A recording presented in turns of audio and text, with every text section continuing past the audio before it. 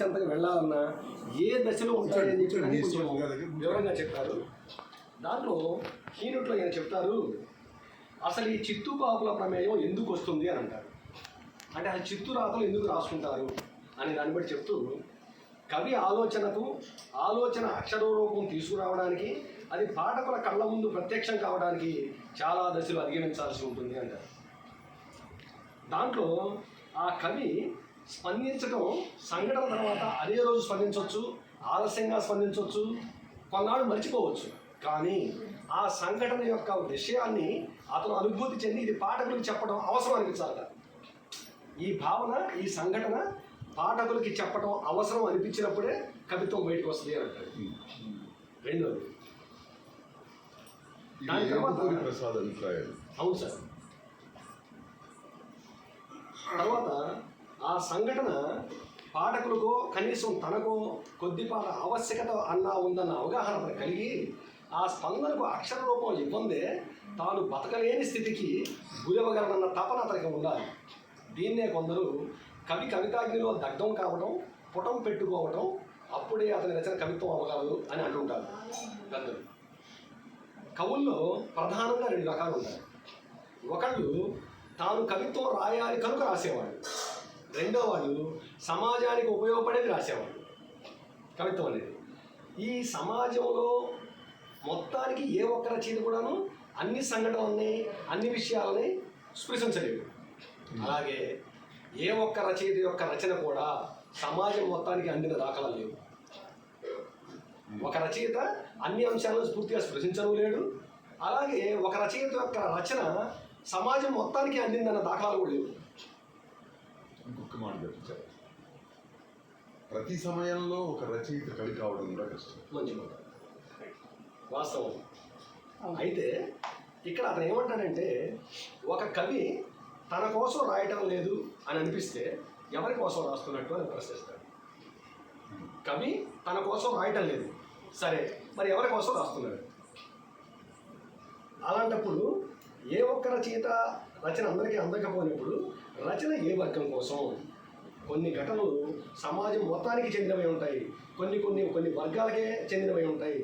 కానీ సమాజంలో ఏ ఘటన తన స్పందన ఏ వర్గానికి వెళ్ళాలో కవి నిర్ణయించుకోవాలి. నేను రాసే కవిత్వం ఏ వర్గాన్ని స్పృశిస్తుంది, ఏ వర్గానికి చేరుకోవాలి, ఏ వర్గం అర్థం చేసుకోవాలి అనే ఉద్దేశంతో కవి రాయాలి అంటాడు. నాకు లాస్ట్ టైం భూసుపల్లి వారింట్లో కూర్చున్నప్పుడు భూసుపల్లి ఒక మాట చెప్పాడు, కవిత్వం రాయాలంటే ఒక విషయాన్ని కానీ ఒక వస్తువుని కానీ తీసుకొని కూర్చుంటేనా నువ్వు చూసే కోణాన్ని బట్టి ఆ వస్తువు ప్రదర్శితం అవుతుంది అని చెప్పేసి ఒకసారి చెప్పారు. అంటే ఒక సంఘటన జరిగినప్పుడు నువ్వు చూసే ఉద్దేశంలో దీన్ని ఏ వర్గానికి నువ్వు ప్రతిపాదనగా తీసుకుంటావు, దాన్ని బట్టే కవిత్వం నువ్వు రాయగలుగుతావు అనే అంశం. ఇది ఏమంటా అంటే తాను అందించేదాన్ని ఏ వర్గానికి వెళ్ళాలో నిర్ణయించుకొని ఆ అందించే స్వీకరించగల శక్తియుక్తులు, వారి సామాజిక అవగాహన, వారి సాంస్కృతిక స్థాయిని అంచనా వేసుకొని రచనను రూపొందిస్తారు. కవి అంటే భాష అర్థం కావాలి, వాళ్ళకి ఆ పదబంధాలు తెలిసి ఉండాలి, ఆ వర్గానికి ఈ విషయం అవగాహన అవ్వాలి అనే ఉద్దేశంతో ఈ కవితను తీసుకోవచ్చు. ఈ ప్రాసెస్లో కవిత అనేక మార్పులకు, చేర్పులకు, పాఠాంతరాలకు గురవుతుంది. తాను పెరిగిన సామాజిక సాంస్కృతిక స్థాయిలో మొదటి దశలో స్పందించిన కవి తన రచన ఉద్దేశించిన పాఠకుల స్థాయిని అనుసరించి పదాల ఎంపికను, ఎన్నుకున్న పదాల పొందికను రెండో దశలో రూపొందిస్తాడు. ఈ క్రమంలో కవిత రూపాంతరాలకు గురవుతుంది. స్థూలంగా ఈ ఇతని యొక్క కీనోట్లో ఇచ్చిన ముఖ్యమైన పని. అయితే ఈ పుస్తకంలో యాక్చువల్ రాత్రి 8కే ఇచ్చారు వశిష్ఠ గారు. కొన్ని మాత్రం ఒక 4-5 పోయిమ్స్లో ఒక 4 వాక్యాలను మనం గుర్తు చేసుకున్నట్టయితే అసలుకి అంత తేలికగా ఒక కవిత్వం రాయొచ్చా, ఎటువంటి ఉపమేయాలు ఉపమానాలు ఏమీ లేకుండా రోజువారీ మాట్లాడుకునే మాటల్లో ఒక కవిత రాస్తే అంత అద్భుతంగా రాయొచ్చా అనే కవితలు దీంట్లో ఉన్నాయి. అలాగే అప్పుడప్పుడు భూసుపల్లి వారు అంటుంటారు, కవిత్వంలో లయ ప్రధానంగా ఉన్న కవితలు కాలానికి ఎక్కువగా నిలబడతాయి, జనబాహుళ్యంలో ఎక్కువగా ప్రచారం అవుతూ ఉంటాయని చెప్తున్నారు. దానికి ఉదాహరణగా మహాప్రస్థానంలో బాటసారి కవిత ఒకటి, మహాప్రస్థాన కవిత ఒకటి, జగన్నాథుడి రథచక్రాల కవిత ఒకటి మనం గుర్తు చేసుకుంటూ ఉంటాం. అలాగే దీంట్లో చదివేటప్పుడు ఎంత బాగున్నాయంటే ఆ కవితలు. నేను అంటగా కానీ లాస్ట్ కవిత చదివే ముందు మీకు ఈ చదివిన అనుభవం మీకు చెప్తాను. దీంట్లో బాలాంతరపు వెంకటరావు గారిని 1882 కాదు, వెంకట పార్వతీశ్వర కవులు. వెంకట పార్వతీశ కవుల్లో ఒక అతను. ఓలేటి పార్వతీశం, బాలాంతరపు వెంకటరావు గారు ఇద్దరు కలిసి జంట కవులుగా ప్రసిద్ధి పొందారు. వాళ్ళలో ఈయన అంటారు, భావ సంకీర్తనం. ఒక మాట ఏమిటంటే బాలాంతరపు వెంకటరావు గారు అబ్బాయి బాలాంతరపు రజనీకాంతరావు, ఓలేటి పార్వతీశ్వర గారి మనవడు ఓలేటి పార్వతీశం తాత పేరే పెట్టారు ఆయన. హైదరాబాద్లో ఉన్నాయి.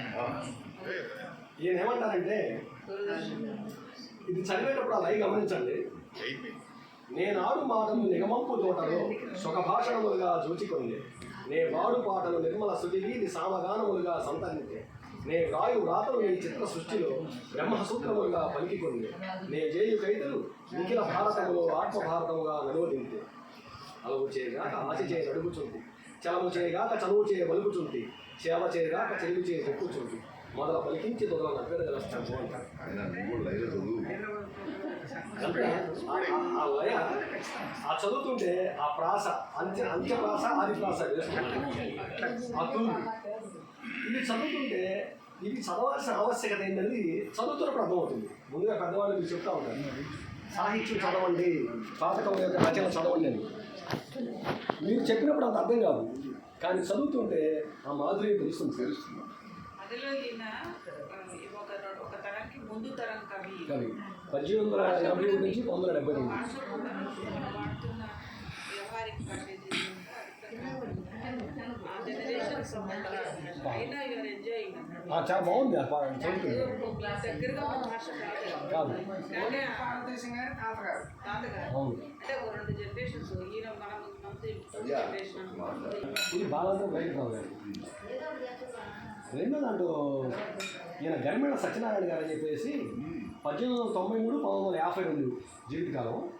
ఈయన నివేదన సార్ ఈయన గరిమెళ్ళ సత్యనారాయణ గారు నివేదన అనే కవిత దీంట్లో పొందుపరిచారు. దాంట్లో మొదటి పద్యం చెప్తాను. పామరుడనమ్మ పైన పాపినమ్మ, అంతకు మించి నీ దయ ఇందునట్టు, హీన దౌర్భాగ్యుడనన్ను ఏడిపించి దేవి లాభము నీకు వచింపవమ్మ అంటాడు. నాకు ఉదయం ఈ పద్యం చదివేటప్పుడు వెంటనే నాకు జాషువా గారి గబ్బిల పద్యం గుర్తొచ్చింది. జాషువా గారి గబ్బిలో ఒక పద్యం గుర్తొచ్చింది. కర్మ సిద్ధాంతమును అనుసరించి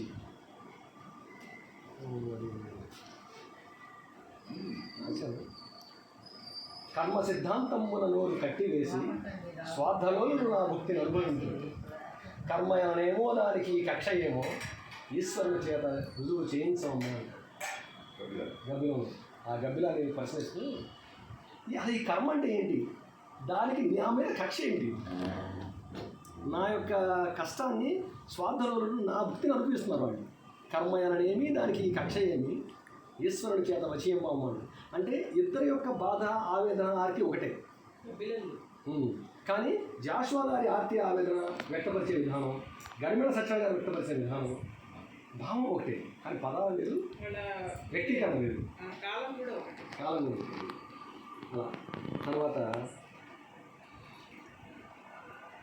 ఇదే గుర్రం జాషువా గారి దాంట్లో ఆసీర్ మాలిక అని చెప్పేసి తెలుగు భాష యొక్క స్థితిని, ప్రవాసాంధ్రుల యొక్క స్థితిగతుల్ని పోలుస్తూ ఒక కవిత ఉన్నారు దీంట్లో. దాని పేరు ఆసీర్ మాలిక. దాంట్లో లాస్ట్ వాళ్ళ లైన్ చెప్తాను. తెలుగు రాష్ట్రంబను తల్లి నేల ఎరుసంబున పొంగి ప్రఫుల్ల దాస్యై అని చెప్పి దానిలో చెప్తున్నాడు ఇలా, ఫలము సోకిన నమృతాన్నంబు గురిసెడు తల్లి నేలకు నేటి కొళ్ళు సరి, పరదాస్యమున నందుబడి ఉన్న నిన్నే ఎరుసంబున గడిచిబడి, కళమును కులముతో కొలిచి బేరములాడు వైషమ్య భావము వదలి వయసి, తెల్ల తోలునకు భీతిల్లి ప్రక్కల నక్కు పిరికి కండలలోన కరకు నింపి, త్యాగమూర్తుల పోత రక్త స్రవంతులింకి మొలిచిన స్వేచ్ఛ మహీచ మహిత మంజుల ఛాయలందు సమస్త సుఖములు అనుభవింపుడు మాలిష సాంద్రులారా. దీంట్లో వచ్చే లైన్ చూసుకుంటే వీటన్నిటిలో కూడాను తెల్ల తోలునకు భీతిల్లి ప్రక్కల నక్కు పిరికి కండలలో ఉన్న కరకు నింపి అనే ఒక పదాన్ని నాకు ఎంత బాగా టచ్ అయిందంటే, ఇది చదవగానే నాకు మహాప్రస్థానంలో శ్రీశ్రీ గారి పరిచయం. ఎముకలు కుళ్ళిన వయసు మండిన సోమరులారా చావండి, నెత్తురు నిండిన శక్తి నిండిన సైనికులారా రారండి అని చెప్పేసి ఆ భావన ఆయన ఎంత ఆవేశపూర్తిగా చెప్పాడో ఈయన అంత ఆర్తిగా చెప్పాడు. పెద్దలు మీ ముందు మాట్లాడించలేదు కానీ శ్రీశ్రీ గారి కవితల్లో కానీ జాషువా గారి కవితల్లో కానీ నేను తేడా గమనిస్తే నాకు అనిపించిన భావం, జాషువా గారి యొక్క అనుభూతి మొత్తం కూడాను ఆవేదన ఆర్ద్రత కలిసినట్టుంది సార్ నాకు.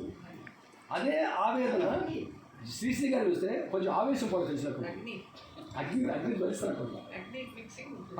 ప్రభావం ఆ అసమానతల గురించి ప్రశ్నించడం అయినా కానీ జాషువా గారి యొక్క ప్రశ్నార్థత ఆ ఆవేదనలోంచి ఆర్ద్రత పొంగి చూస్తూ ఉంటుంది. ఎదుటివాడు జాలిపడడం కాదు, ఇది నిజం కదా, ఇతని పట్ల నేను చేసింది తప్పు కదా అని పశ్చాత్తాపడేటటువంటిది జాషువా గారి కవిత్వం. పశ్చాత్తాపడేటటువంటిది ఆయన కవిత్వం. శ్రీశ్రీ గారి కవిత్వం అసలుకి నేను గనక వీడికి న్యాయం చేయకుండా చంపేస్తాడేమో అన్న భయం కూలిపెట్టేటటువంటి శ్రీశ్రీ గారి కవిత్వం. అసలు ఆ రెండు చదువుతుంటే నాకు డిఫరెంట్ వేస్, కానీ ఇద్దరు కూడాను సమాజంలో ఉన్న అసమానత గురించి కవితలు రాశారు, ప్రభావితం చేశారు. చాలా సంతోషం. కారణం సమాజంలో కూడా ఉంటాయి కదా. రామకృష్ణారావు గారు 1896 1978 ఈయన ఈ శ్మశాన భూమి ఖండము అనే కవిత రాశారు. దీంట్లో మొదట శ్మశానాన్ని వర్ణిస్తారు. మొత్తం చెప్పను, మొదటి పద్యం చివరి పద్యం చెప్పుకున్నాము.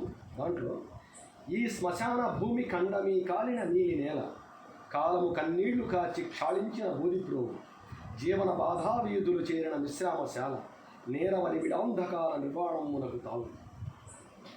ఇది చెప్పి మధ్యలో ఏ త్రోవల పయనించదవే నిశీధ శయ్యలపై శయనించదవే, ఎల దోటలలో నీ ఆవాసము, ఏ కరాళ పన్నకి సమూహము నీ నా వాసము, తరు శాఖాలంబితమై తూగు వెలుగు టుయ్యలపై చెంచలించు నీ రూపము, పరిమళములు కలంబించు నీ విలోల మందహాస సౌదామని యొక్కసారి, నా ఎంత సేవలందు విల్లువై వరదవారి, ఏ జన్మాంతర సౌహృదమో నాలో మేళవించు. అసలు ఆ పదాలు అవి చదువుతుంటే యాక్చువల్గా ఈ పుస్తకం చదివినప్పుడు నాకు కొంచెం నోట్లో నీళ్ళు కొడుతున్నట్టు అనిపిస్తుంది. మనకి మంచి తిండి తినేటప్పుడు, లేదంటే ఒక మంచి వాసన వచ్చినప్పుడు, లేదంటే ఒక చిన్నపిల్లలు ముద్దుగా ఉన్న పిల్లలు చూడగానే ఈ బొమ్మలో కొంచెం నీళ్ళు వస్తాయి. అలా ఉంది నాకు. ఈ పుస్తకం ఇచ్చినందుకు వశిష్ఠ గారికి కృతజ్ఞతలు. లాస్ట్లో అంటాడు, వచ్చేది ఒక మెత్త పైరు, పండేది ఒక మెత్త పంట, దీనిపైన శ్రద్ధ లేక దానికేలా కడుపుమంట, ఏమన్నా నేటికన్నా రేపటివే ఎక్కువ, అందువల్ల కానోపును అల్పసంఖ్యకం ఎక్కువ. అవి ఎంత మంచి పద్యాలు అయ్యో. దీని తర్వాత ఇది మాత్రం అశ్రు జపమాల అనే శీర్షికతో దేవులపల్లి కృష్ణశాస్త్రి గారు రాశారండి. ఇది చదువుతుంటే ఇందాక మనం అనుకున్నట్టు ఒక సంఘటనలో ఒక అసమానతలో చెప్పటమే కవిత్వం కాదు, మనుషుల మధ్య బంధాలని, కుటుంబ సంబంధాలని, ఒక సహచరికి ఉండే ఆ విరహ వేదనని, ఇవన్నీ కూడా భావోద్వేగాలు కదా. భావోద్వేగాలు ప్రదర్శించి ఆ ప్రదర్శనలో ఇలా ఉంటుంది అని చెప్పడం వల్ల బంధాలు గట్టిపడతాయి. కాబట్టి ఈ కవిత కూడా అవసరమే అన్నట్లు ఈ కవిత. దానికి దీంట్లో ఒక మంచి కొత్త ఉపమానం చెప్పినట్టు నాకు అనిపించింది. అశ్రు జపమాల. తెరచినాను తలుపు, పరచినాను పానుపు, త్వరగా రాలేవా నా కొరకని ఈ కృష్ణరజని తెరచి. మరి చుక్కలు రజని అన్నాడా? ఈ కృష్ణ రజని అది ఆ పోయిన ఎక్కడంటే క్షీరసాగర మధురం. అది అది కాదమ్మా, అది రేడియోలో షెడ్యూల్ చేశారు చేయడానికి. ఆయన ఏమో కలం పెట్టాల, ఏమవుతుందో తెలియదు.